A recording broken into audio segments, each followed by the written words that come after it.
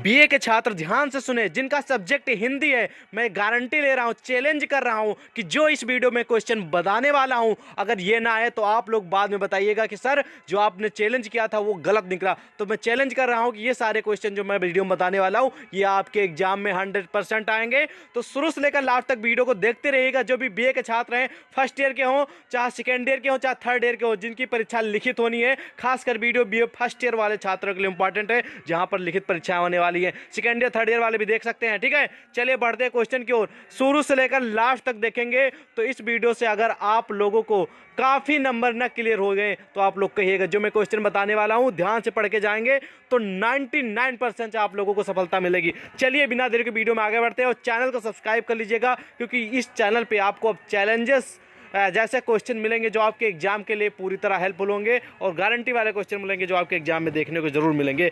तो हम आपको बता दे रहे हैं जो क्वेश्चन वो आपके एग्जाम में पूरे के पूरे चांद पे जाने का। पहला क्वेश्चन है हिंदी वाले छात्र जिनका एग्जाम आने वाले दिनों में है, ध्यान से सुनेंगे।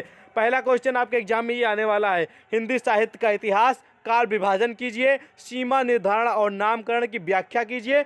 दूसरा है इसी में अथवा करके, ध्यान दीजिएगा क्वेश्चन का आंसर एक ही लिखना है लेकिन क्वेश्चन अलग अलग तरीके से पूछे जा सकते हैं, इस पे ध्यान देना है। पहला, ठीक है, हो सकता है आपके एग्जाम में हिंदी साहित्य के इतिहास लेखन विभिन्न विद्वानों द्वारा किया गया काल विभाजन का समीक्षात्मक वर्णन कीजिए। या फिर क्वेश्चन पूछा जा सकता है कि हिंदी साहित्य के इतिहास के काल विभाजन और उसके आधार को स्पष्ट करते हुए रीत काल के नामकरण के संबंध में विद्वानों के मतों का विश्लेषण कीजिए। इसके अलावा अगला इसी तरह क्वेश्चन हो सकता है कि हिंदी साहित्य के इतिहास लेखन काल में विभाजन का नामकरण किन आधार पर किया जाता है, तर्क संगत उत्तर दीजिए। तो क्वेश्चन जो चार दिए गए हैं अथवा अथवा करके, सारे क्वेश्चन एक ही हैं, आंसर एक ही हैं, लेकिन तरीके जो है क्वेश्चन पूछने के अलग अलग हैं। तो कंफ्यूजन नहीं होना है, जो भी एक आंसर आ जाए तो आप लोग काल विभाजन से संबंधित या समय सीमा का जो निर्धारण हुआ उसी के हिसाब से आंसर दे दीजिएगा। इस क्वेश्चन का आंसर आपने सीरीज में या गूगल पे सर्च करके पढ़ के जाइएगा। हिंदी साहित्य के इतिहास काल विभाजन की गारंटी के साथ कह रहा हूँ कि 99% आपकी परीक्षा में क्वेश्चन पूछा जाएगा। ओके, हम बढ़ते हैं अगले क्वेश्चन की ओर। अगला क्वेश्चन में चैलेंज कर रहा हूं कि हिंदी साहित्य के आदिकाल का ऐतिहासिक पारिदृश्य, साहित्यिक प्रवृत्तियां, काव्य धाराएं, गद्य साहित्य, प्रतिनिधि रचनाकार और उनकी रचनाएं स्पष्ट कीजिए। तो एक ये क्वेश्चन होगा, उसी में अथवा करके हो सकता है इसकी जगह ये क्वेश्चन पूछ लिया जाए, यानी कि अथवा करके आदिकाल की साहित्यिक सामग्री का परिचय देते हुए इस युग की प्रमुख विशेषताएं दीजिए। या फिर क्वेश्चन हो सकता है कि आदिकाल की प्रमुख काव्य प्रवृत्तियों का परिचय दीजिए।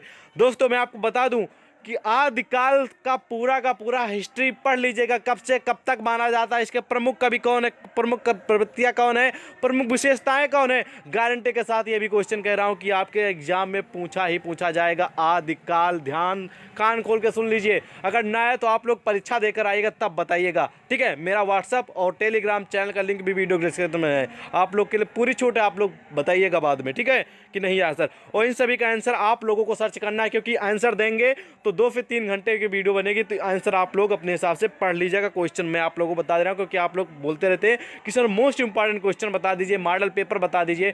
ठीक है, तो मैं वो वर्क कर रहा हूँ, क्वेश्चन बता रहा हूँ, आंसर आपको ढूंढना है। ठीक है, अगला क्वेश्चन है, ठीक है, भक्ति काल हिंदी साहित्य का स्वर्ण युग है, इस कथन की समीक्षा कीजिए। हिंदी साहित्य के इतिहास में भक्ति काल को स्वर्ण युग क्यों कहा जाता है, सब प्रमाण स्पष्ट कीजिए। या फिर क्वेश्चन हो सकता है कि भक्त आंदोलन के कारणों पर प्रकाश डालते हुए सिद्ध कीजिए कि आंदोलन भारतीय जन जागरण का परिणाम था। तो आपके एग्जाम में भक्ति काल से संबंधित 100% क्वेश्चन आएगा, उसमें आप लोगों को ये मोस्ट इंपॉर्टेंट क्वेश्चन है। अगर 20 साल परीक्षाएं हुई हैं तो ये क्वेश्चन जरूर पूछा गया है कि भक्ति काल की हिंदी साहित्य का स्वर्ण युग क्यों कहा जाता है, भक्ति काल को हिंदी साहित्य का स्वर्ण युग क्यों कहा जाता है।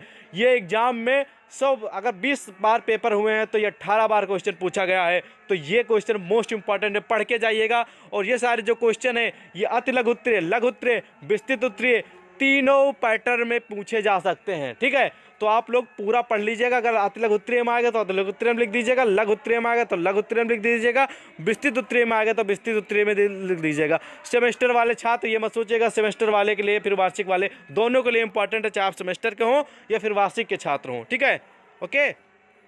अगला, ये तीनों प्रश्न का आंसर पढ़ लीजिएगा, यानी कि तूने क्वेश्चन एक ही है, आंसर आप लोगों को एक ही है, लेकिन क्वेश्चन घुमा फिरा के पूछा गया है, बस आंसर एक ही रहेगा तीनों क्वेश्चन का। ठीक है, आंसर भी आप लोग ढूंढ लीजिएगा फिलहाल।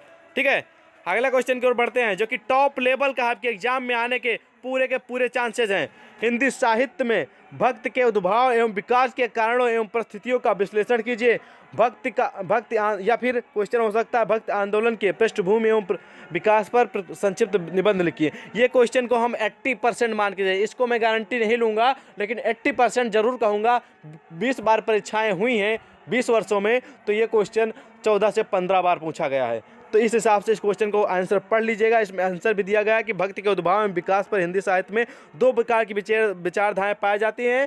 ठीक है, विद्वानों का विचार है कि भक्ति के उद्भव का कारण राजनीतिक परिस्थितियां थी, जबकि विद्वान इसे, ठीक है, अपेक्ष सांस्कृतिक धर्म और सामाजिक भावना का परिणाम मानते हैं। हालांकि पूरा का पूरा आंसर, ये विस्तृत उत्तरीय आए चाहे लघु उत्तरीय आएगा, पूरा का पूरा पढ़ लीजिएगा इसका हिस्ट्री। ठीक है, गूगल पे डाल लीजिएगा, आसानी से मिल जाएगा, या फिर आप लोगों के पास सीरीज तो है ही। ठीक है, हम बढ़ेंगे अगला क्वेश्चन की ओर। अगला क्वेश्चन कौन सा, जो कि टॉप लेवल का है, आपके एग्जाम में आने के 90% चांस है। ठीक है, ये क्वेश्चन है, ध्यान दीजिएगा। ठीक है, ध्यान दीजिएगा, थोड़ा बैक हो गया, हम फिर से आप लोगों को यहाँ पर ले चल रहे हैं जहाँ पर मोस्ट इंपॉर्टेंट क्वेश्चन की मैंने आप लोगों को बात की थी।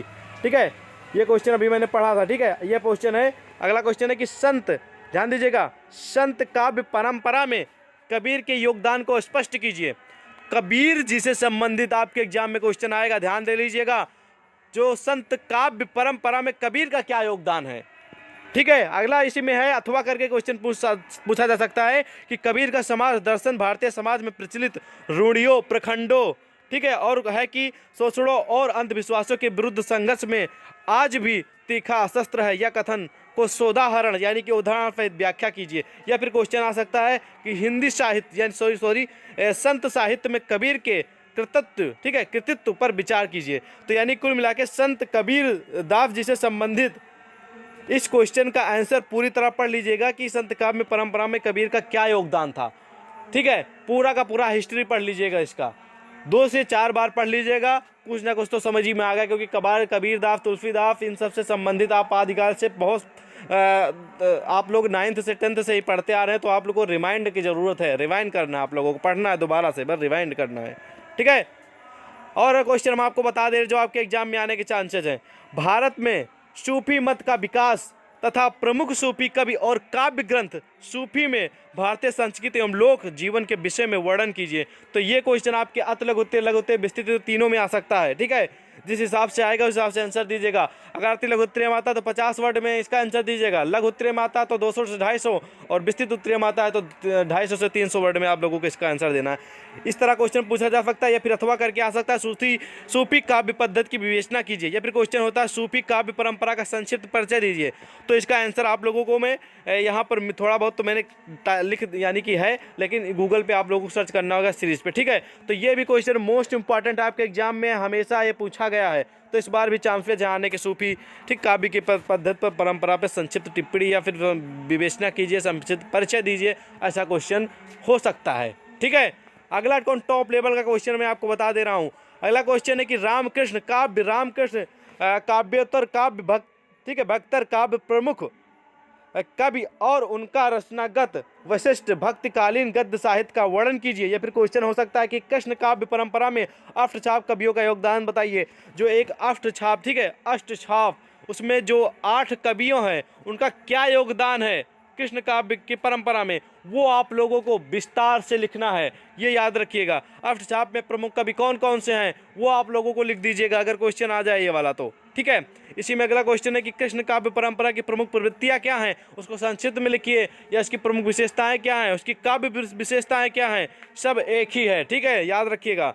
और लिखा है कि अष्टछाप का सामान्य परिचय दीजिए। तो अष्टछाप क्या है, इसके लेखक कौन है, ये किसने इसकी रचना की है, कौन कौन कितने लेखक हैं इसमें, कितने कवि हैं इसमें, ठीक है, और किस लिए इसकी अष्टछाप की रचना हुई है, ये सारे क्वेश्चन का आंसर आप लोग को देना है। इस प्रकार से क्वेश्चन पूछे जा सकते हैं। ठीक है, अगला इसी में कि अष्टछाप का तात्पर्य को स्पष्ट करते हुए अष्टछाप के कवियों का नाम लिखिए, यानी कि अष्टछाप क्या है इसको स्पष्ट कीजिए। इनमें जो प्रमुख कवि हैं उनके नाम भी लिखना है। देखिए आ गए ना क्वेश्चन। अगला है कि हिंदी के भक्ति काव्य के विकास में, यानी हिंदी का जो भक्ति का काव्य है, ठीक है, भक्ति काव्य है, उसमें विकास में अष्टछाप की जो कवि हैं उनका क्या योगदान है, उनका क्या कंट्रीब्यूशन है, ठीक है, उसके लिए उसमें आप लोगों को राम भक्त एवं कृष्ण काव्य में लिखना है, ठीक है, राम भक्त एवं कृष्ण काव्य। तो ये मोस्ट इंपॉर्टेंट क्वेश्चन है, इसमें से अथवा अथवा करके कोई भी क्वेश्चन पूछा जा सकता है, तो आप लोग पढ़ जरूर लीजिएगा। इसके अलावा मैं आपको और क्वेश्चन भी बता दे रहा हूँ, रीतकाल से संबंधित आप लोगों के एग्जाम में क्वेश्चन आएगा, उसको पढ़ लीजिएगा। उसके प्रसिद्ध कवि कौन है, आदिकाल को मैंने आप लोगों को बता ही दिया है, ठीक है।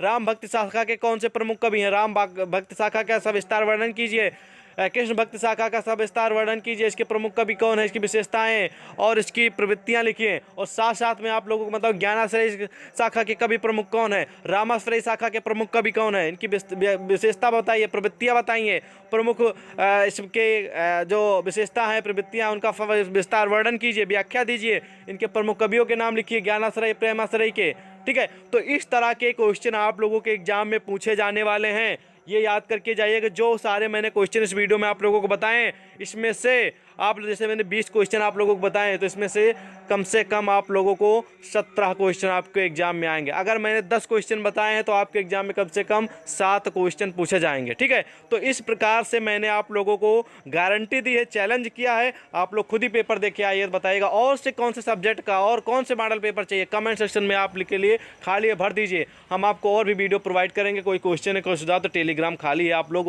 व्हाट्सएप ग्रुप्स भी खाली है, ज्वाइन हो जाइए, ठीक है। मिलते हैं नेक्स्ट वीडियो में, तब तक के लिए जय हिंद।